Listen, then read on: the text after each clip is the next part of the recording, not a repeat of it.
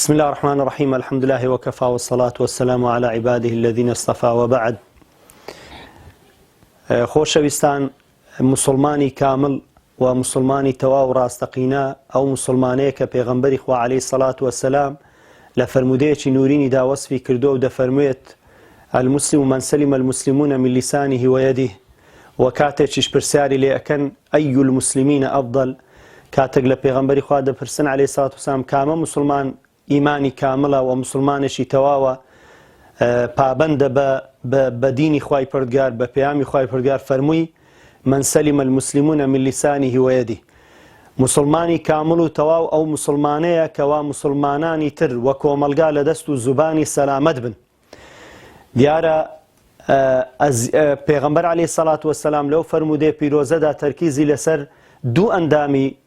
جەستەی ئینسان کردوتەوە کە یەکەشیان دەستە، ئەوەی تریشان زوبانە. لۆ باسی دەستی کردووە چونکە بەو دەستە دەکرێت کەسێک ئەگەر مسلمانی کامل نەبیت و ئەگەر لە خوا ترس نەبێ ئەزیەتی مسلمانانی پێ بدە و ئازاری مسلمانانی پێ بدە و مسلمانانی خوا نەخواستە پێ لەناو بدا و پێیان بکوژێت و ئەزیەتیان پێ بدە. و باسی زوبانی کردووە. بەڕاستی زوبان یەک لە ئەندامە هەرە ئەساسیەکانی لاشەی ئینسانە. ئینسان بەو زوبانە دەتوانێت ببێتە یعنی باشترین مسلمان و بەرزترین و بەهێزترین باوەڕی هەبێ و ئیمانی هەبێ و بە پێچەوانەشەوە خوا پەنامان بدە بەهۆی زبانی خراپەوە، بەهۆی بەکارهێنانی زبان لە خراپەوە دەکرێت ئینسان بەڕاستی ببێتە کەسێکی زۆر زۆر ناپەسەند و قێزەوەند لەناو کۆمەلگادا و خەڵک لێوە بێزار بێن و خەڵک لەعنی لەبەر قسەکانیەوە بناڵێنن. دیارە زۆری هەموو زکر و یعنی ویردەکان بە زوبان دەکرێن و بە پێچەوانەوەشەوە هەموو تاوانەکانیش کە گەورەنە و سەرەتای تاوانەکان بە زوبان دەکرێن. کوردەواری مەش جوانیان فەرمووە کە دەڵێن زمان بەڵای سەرە ئەگەر ئینسان ئاگای لێ نەبێ. و پندێکی عەرەبیشێ دەڵێ لیسانوکە حیسانوکە ئینسانتەهو سانەک، و دەڵێ زوبانی تو یعنی و حیسان و حسنی تووە، یعنی ئەگەر پاراستت دەتپارێزی، بەڵام ئەگەنەی پارێزی تووشی بەڵاتەکە.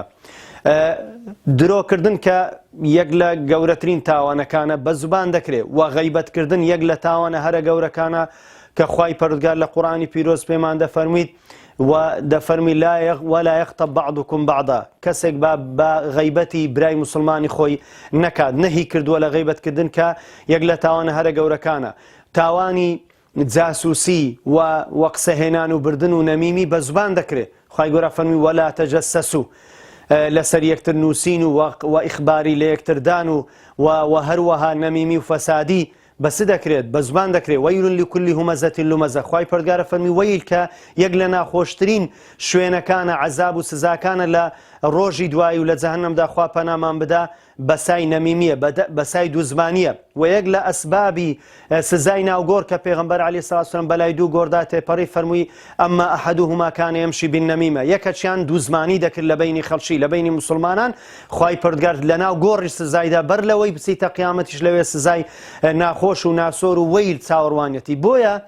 کۆمەلگەی مسلمانان بەوە سەقامگیر دەبی، بەوە سەلامەتەبی کە مسلمان زمانی خۆی سەلامەت بکات، زمانی خۆی لە خراپە و لە غەیبەت و لە درۆ و لە فەسادی بەکارنێنی. چەندەها خوێن ڕژاوە بەناحەق، یا چەندەها خوێن ڕژاوە فتنەی بینی عائیلەکان، بینی دەر و جیران، بینی عەشیرەتەکان، لەسەر چ بووە؟ لەسەر قسەیەشی فەسادی بووە، لەسەر نەمیمەیەک بووە، لەسەر غەیبەتێک بووە، لەسەر جوینێک بووە. جویندان و قسەی ناشرین و تەشهیرکردن و ئەوانە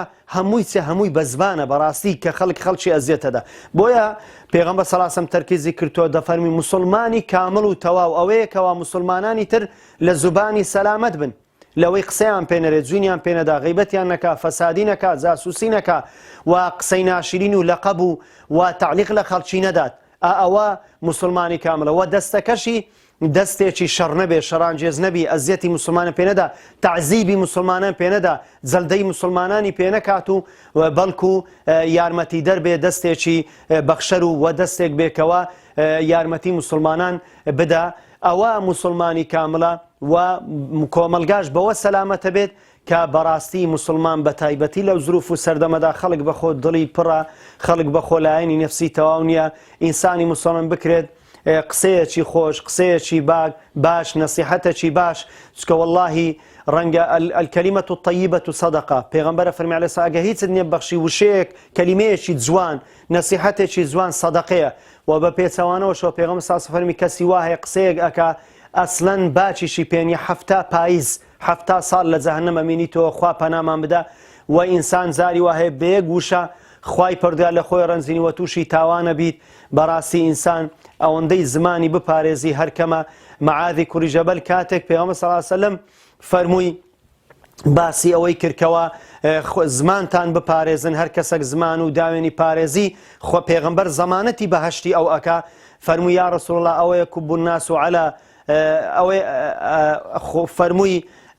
ئایا ئێمە بە زبانەکانمان خوای گەورە لێ پێچوونەوەمان لەگەلەکە محاسەمانەکە فەرمووی ثەکەلەت کە ئومک داکت ڕۆڕۆ لۆ بکە ئەوە نییە خەڵک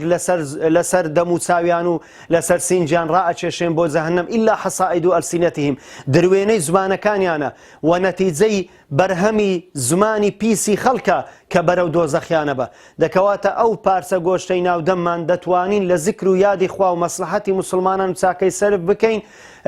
بەهەشتی بەرینی خوای پەروەردگاری پێ بکڕین و خوا نەخواستەش ئەگە نەیپارێزین لە خێر و چاکە بەکاری نەینین دەکرێت خراپترین سەرمای ئینسان بی لە قەبر و لە قیامەت و لە ڕۆژی دوایی و خوای پەروەردگار پەنامان بدە و ئیسلاحی حاڵمان بکە دەست و زوبانمان وا لێ بکە کە لە چاکە و خێر بەکاری بینین و خوای پەروەردگار موسڵمانان لە دەست و زبانی مەسەلامەت بکە و خوای پەروەردگار ئەو زبانەمان وا لێ بکە کە لە زیکری ئەو یادی ئەو بەکاربینین و لە سوود و قازانجی موسڵمانان و کۆمەلگا و لە شەڕ و فتنەی هەموو زمانێکی خراپ و دەستێکی پیس بمان پارێزی سبحان ربك رب العزة عما يصفون وسلام على المرسلين والحمد لله رب العالمين